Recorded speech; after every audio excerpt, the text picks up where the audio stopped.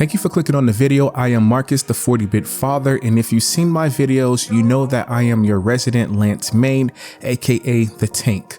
I know a lot of people deny the existence of the Holy Trinity in Monster Hunter, claiming that we're all DPS, but you can absolutely build tank and support classes. If you go tank, you choose Lance or Gun Lance and face tank most attacks with skills like guard and guard up. In addition, we have diversion, which acts as a taunt.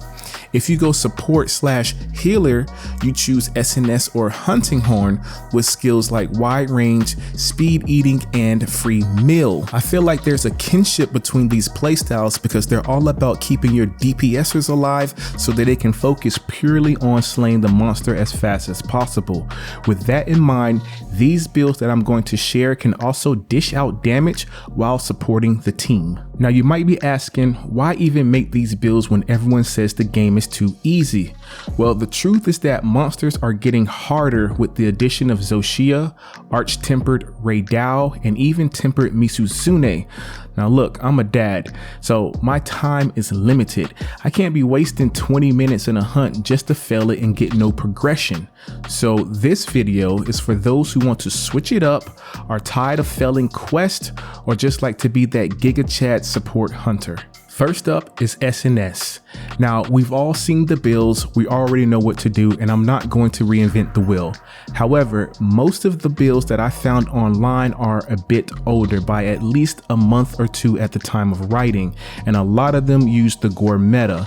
My job, as always, is to switch it up and bring you something different. I went with the Lala Barina SNS because this thing dishes out insane paralysis. I get at least 2 to 3 procs per hunt, and that's just free DPS for my team. The base weapon comes with critical draw 2 and crit status 1. I went full paralysis with a level 3 jewel, which gives me 290 paralysis attack, and a level 3 guard for easier use of items. My secondary weapon is the resounding Galahad, one of the best hunting horns in the game. The cool thing about this one is that it's capable of good damage and provides attack and defense buffs. It comes with Slugger level 2 and Horn Maestro 2. I went attack level 5 to boost its raw damage and 1 level 1 Slugger jewel to max it out. The melodies include Attack Up Large, Knockback Negated, Extend All Melodies, Restore Sharpness, Resounding Melody, and the Echo Bubble grants defense and elemental resist buffs. For the armor, I went with the classic Blango helm because it comes with wide range level 2 and has the group skill diversion. As I mentioned before, this is a taunt, drawing the monster's attention to give my DPSers some air. Next is the Arcveil chest and waist. They both have some weakness exploit, but more importantly, they max out diversion. They also grant the hasten recovery skill to help keep our health topped off.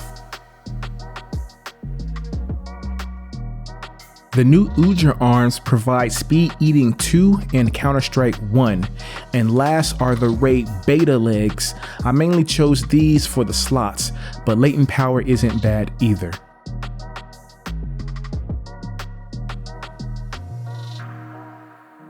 For my talisman, I went Mushroom Charm level 3 for Mushroomancer level 3. For my decos, I kind of used this fill it out method. For instance, the base build has Counter Strike 1, so I just went ahead and maxed it out. Same goes with wide range, weakness exploit, and speed eating. The only skill that I had to add from scratch was free meal. As far as the last level 3 slot, I went with latent power to put it at level 2, but you can go burst or whatever else you see fit. So this is how I have my item pouch set up for a Mushroomancer. You can see that I have all the mushrooms except Excite Shroom since it's random. The main 3 that you need are blue mushrooms, parashrooms, and nitro shrooms. I also have demon and hardshell powders, as well as adamant and might seeds for attack and defense buffs. And here's my custom radio wheel.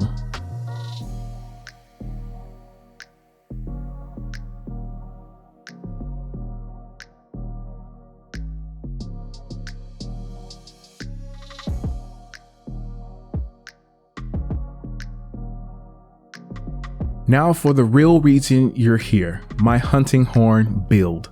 It is off meta and I tried a lot of different armor combinations, but ultimately this is what I came up with. Now don't kill me for my choices, just remember that the whole point of this is to bring you something different that you might not have seen before. Again, we go resounding Galahad, it's just that good.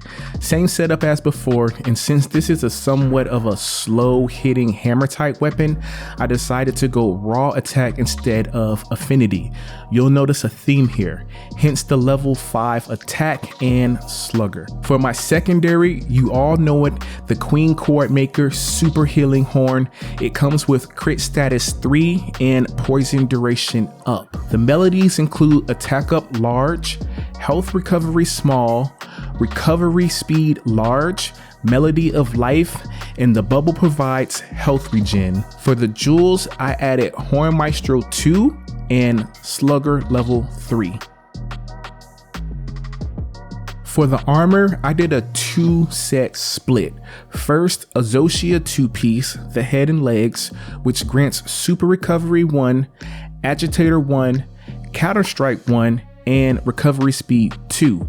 Keep in mind what I said about the raw attack theme, it's all going to come together. The second 2-piece is that of the Gravios set, chest and waist. With this, we get Flawless Armor 1. When we're at full health, all damage is reduced by 5%. We also get Peak Performance 2, our last point in recovery speed, and flinch free 1. So now you're starting to see the synergy, right? Super recovery and recovery speed helps keeps us at full health, and while at full health, we get reduced damage taken from flawless armor. Last, we have the rayed out Gamma Arms for Evade Extender 2. I play HH like I play Dark Souls, so having Evade Extender makes it easier to dodge roll out of damage. For our talisman, we go Recovery Charm 3 for recovery up 3 to further boost our healing. And the Mending Mantle is a no-brainer for this build because it's all about keeping our health full.